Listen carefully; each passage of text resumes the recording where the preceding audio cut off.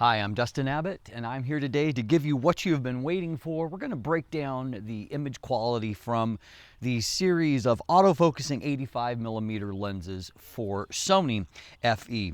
And so we have the Viltrox 85mm f1.8 STM, we have the Sony FE 85mm f1.8, we have the Zeiss Batis 85mm f1.8.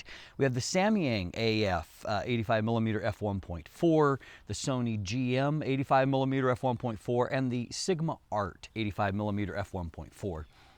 So in previous episodes, we have taken a look at the build and the features, what kind of differentiates these lenses in terms of their feature set and their handling, their design, and I'd encourage you to take a look at that. If you're, particularly if you're debating on which lens to make, watch each component because it all kind of adds up maybe to a sum total. Frankly, all of these lenses are very good lenses. One may be better for you, and so that's why we're doing what we're doing. In a secondary episode, we took a look at autofocus, and we broke down the autofocus performance in a variety of scenarios from portraits to action and beyond video. So I'd encourage you to take a look at that as well to evaluate autofocus performance. Today, however, we're doing part 1 of 2 of an image quality breakdown. And the reason why I wanted to break it down into 2 parts, for one thing, it's just the sheer volume of material. If we're going to test, it's a lot of lenses. And so if I'm going to adequately test them in terms of their resolution, their handling of chromatic aberrations, for example, their bokeh and rendering, the general performance of the lens, then I need to take a little bit more time with it. And so today we're going to primarily be looking at resolution, and kind of a counterpart to resolution is the control of longitudinal chromatic aberrations, because that affects the contrast and the micro contrast of the lenses. And so we're going to take a look at all of that. And then in part 2, we're going to focus more on the rendering aspect, the bokeh quality, the color rendition, how they handle when they're stopped down a bit, things like that. And so stay tuned for that episode, which will be coming next week. So let's jump in today and let's take a look at the image quality performance of these 6 different lenses. Let's have fun. So kicking off our image quality, let's take a look here. You'll note that the Samyang on the left, it meters a little bit faster compared to the other 2, and so I've added a little bit of exposure back in just to balance it out. It's a 1/3 stop in terms of the shutter speed, and so I've added that back in. As far as distortion between these 2, they're basically the same, just a very minor amount of pincushion. In the center of the frame, they are both very sharp, as you can see at f1.4, and basically neither is sharper than the other at the center of the frame. Looking at mid-frame, I would say maybe the G Master is ever so slightly better. In the corner, they're roughly equal. There's a little bit heavier vignette on the Samyang, but they basically behave pretty much equally in the corners as well. Now, if we throw the Sigma into the mix, Sigma has maybe a little bit less distortion, I would say, and perhaps a little less vignette here as well, even compared to the G Master. In the center of the frame, both lenses are extremely sharp and have very strong contrast. In the corner of the frame, however, is where the Sigma shows its worth, and it is not much less sharp in the corners than what it is in the center of the frame. And so if edge-to-edge sharpness is your thing, and you're willing to put up with the size, it's definitely the winner for corner sharpness. Now stop down to f2.8. Same thing is true in terms of metering with the Samyang. Now vignette is lifted on both of them, not really any kind of vignette issue. Center of the frame, these are exceptionally sharp. I mean, look at both of them. There's just tons of information there. Looking into the corner, the Samyang has not sharpened up as much as what the G Master is, and the G Master is the sharper in the corner of the frame. And so it's definitely the winner when it comes to that. Now, the Sigma is also extremely sharp in the center of the frame. No better, however, than what the GM or the Samyang is in the center of the frame. And in the corner now, it may have, if it has any advantage, it is very, very slight. And I would say in this zone, the GM is a little bit sharper. So stop down a bit, the GM catches up really rapidly, and it is exceptionally sharp. Now stop on down to f4. You know, the Samyang is decently sharp now, but it's definitely not at the G Master level of sharpness. We'll back off for a second here and just look at globally. People have talked about the Samyang rendering really warm. I didn't find that to be the case, and you know, compared side by side, I still don't think it to be the case here. Now, if we can compare the Viltrox, which registers as E 85mm here in Lightroom, you can see that it has definitely more pincushion distortion than what the Sony FE 85mm does, which has a very little distortion. It has also a little bit more vignette, as you can see here. In terms of the resolution in the center of the frame, they are both very sharp. However, I think the Viltrox is a hair sharper with a little bit more contrast in that area. If we look down here at midpoint in the frame, I would say that they're close, but the Sony is probably a little bit better. And into the corner, they are both equally, about equally sharp and have about equal contrast. It's just that the Viltrox has a little bit more vignette.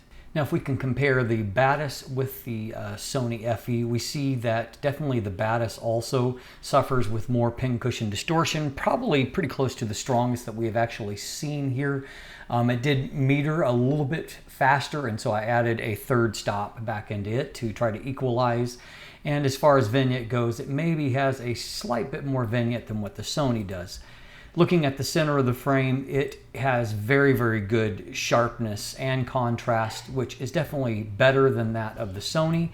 Looking here at mid-frame, it's maybe a slight bit better, but there the difference is not as pronounced. And if we look into the corner, in the corners it is a little bit sharper. Now if we stop on down to f2.8, you know, still have a metering difference here that we have compensated for. Center of the frame, both of them are extremely sharp, but the Viltrox is definitely just as sharp, if not better. Now at the edge of the frame, however, I think that the Sony is a little bit better in this zone, kind of mid-frame at the edge. And then in the corners are, they're more similar than different with the edge going to the Sony. Now if we can compare the Batis and the Sony, both of them metering equally here. In the center of the frame, both look, you know, extremely sharp, not a big difference there. Mid-frame, you know, the Batis hasn't really improved a whole lot from what we saw at f1.8, and so they're about equal with maybe an edge to the Sony. In the corner of the frame, the Batis is a little bit better contrast, a little bit better resolution. Now, just for the fun of it, here is the least expensive with the most expensive f1.8 at f4. And we can see here that they, you know, I would say the Batis has slightly more pincushion distortion than what does the Viltrox, but I've seen that the Viltrox profile, or excuse me, the Batis profile works quite well on the Viltrox. And so anyway, they're more similar than different in their performance. Center of the frame, they're both pretty close to equally good. At the edge of the frame now at f4, I would say that the Viltrox is just as good, if not a hair better, than the Batis. In the corner of the frame, they're very similar with, I think, a little bit better micro contrast for the Batis. Now, just for the fun of it, those of you that want a comparison between the two Sony lenses, here let's take a look at f1.8, all things being equal here. And you can see that the f1.8 and the G Master don't look a whole lot better, other than that G Master has a little bit better contrast, arguably a little less good light transmission. Down here at mid-frame, it looks a little bit better on the G Master, and in the corner, I would say the f1.8 looks a little bit better. We saw that the G Master improves a lot by f2.8, however, in the corner. Now, one final comparison, since these lenses are pretty close in price, and that is the Samyang f1.4 at f1.8 here versus the Sony f1.8. Center of the frame, Samyang has a little bit of an advantage, a little bit better contrast, micro contrast in this area, shows up more there. Mid-frame, they're roughly equal, maybe a little bit better on the Samyang, especially in this zone. Looking in the corner, however, I would say that the Sony has a slight edge. Now in this test, we're going to look at the control of longitudinal chromatic aberration. And so you get this when you have a plane of focus with something that should be black without color. And then you see, you know, usually it's purple before the plane of focus and some shade of green afterward.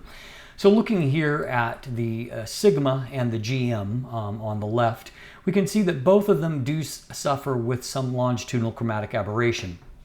Now what we're seeing is that the GM is really good on controlling the purple fringing before the plane of focus. It's actually less good at controlling the green fringing after the plane of focus. The opposite is true for the Sigma. It's got more of the purple fringing and less of the green. Neither one stands out as being incredibly more contrasty than the other wide open. And so, you know, I would say the Sigma perhaps is a little bit more inky here, but they're more similar than different. Now, if we throw the Samyang into the mix against the Sigma, which was the more successful before, we see that the Samyang has less of the purple fringing, so a plus there. We see that it also has a little bit less of the green fringing, and so it's doing pretty good on that front. However, it doesn't have quite as much absolute contrast as what the Sigma does here, and so it's kind of a win and loss at the same time, as you can compare the two of them. Stepping back globally, we can look at other spots as well, and you can see here that the Sigma has a little bit more pop, micro contrast there, at least at f1.4, than what the Samyang does. However, the Samyang has arguably the softer bokeh rendering, which is the chief advantage of it. Both of them deliver a really nice, rich color performance.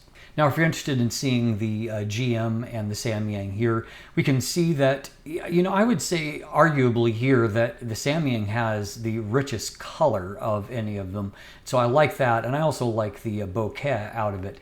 Now, jumping back in here and looking at this stuff, these two look really more similar than different, although the Samyang has a little bit less of the green fringing and maybe a hair more of the purple fringing. But as we look at these, these areas of focus and contrast, the GM lens, I think, is a little bit richer in its contrast. In micro contrast, you'll see that the Samyang, looking at this zone, it's a little bit blacker and a little bit whiter, and it's just less pronounced on the Samyang.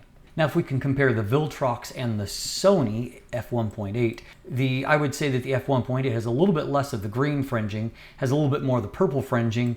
The Viltrox is the opposite. It has pretty well controlled of the purple fringing and a little bit more of the green fringing. In terms of the basic micro contrast here, however, the Viltrox is every bit as good, if not a hair better, and we'll look up in this zone as well. Here I like the Sony a little bit better, and there is a little bit difference in the way that they metered. Now, if we add in that extra third of stop back into the Viltrox, we can see that while it brightens up the image, it still doesn't have quite as good a contrast here as what the Sony does in this area. Taking a quick look at the bokeh rendering, I don't know that one stands out to me more than the other. I think the Sony may be possibly a hair less busy, but they're not really radically different. Now, if we can compare the Batis, which I've also added a third stop in to help to compare here, we can see that both of them deliver nice rich color. The Batis image is maybe a hair brighter. Looking at this zone here, we can see that the Batis is really good before the plane of focus, very little purple fringing, and perhaps a little bit more green fringing after the plane of focus. Micro contrast, they basically look about equal to me. On this point here, the Batis is maybe a little bit better because there's a little bit more white in the white, and the black is equally black, and so contrast looks good. Bokeh between the two of them, again, not really a huge amount of difference, and but I would say that the Sony is arguably just a hair softer than what the Batis is in this particular image. Now, while the Sony was the best of the f1.8, here's the difference when we go to the f1.4, and this is why, while on a sharpness level, the I would say looking at these, I would pick the Sigma or the Sony FE image over this in terms of the basic micro contrast. Although we are comparing f1.4 to f1.8, still, it still remains true. What we can see as we begin to move out of the plane of focus, though, is number one, less fringing here. But then as we begin to go into this background, it is just, it's visibly softer on the f1.4, and the background really kind of just melts away beautifully, more so than what the f1.8 is able to deliver. So as you can see, truth be told, all of them are very strong in the center of the frame when it comes to their resolution. And as far as shooting portraits, I don't think that there is a bad option in the bunch when it comes to resolving facial features. We're going to see that there's a little bit more nuance from some lenses than others in our next episode, where we will look at some portraits as a part of that in a comparison series. But as far as the raw, center 2/3 of the resolution, all of them do a very good job, with varying degrees of contrast. And so just kind of quickly breaking down in terms of their performance as what I've perceived, Viltrox is actually a surprisingly strong performer in terms of its resolution. It's very good in the center of the frame. Mid-frame, fairly good, but maybe not as good as the Sony. Corners, however, wide open, it's just as good, if not better.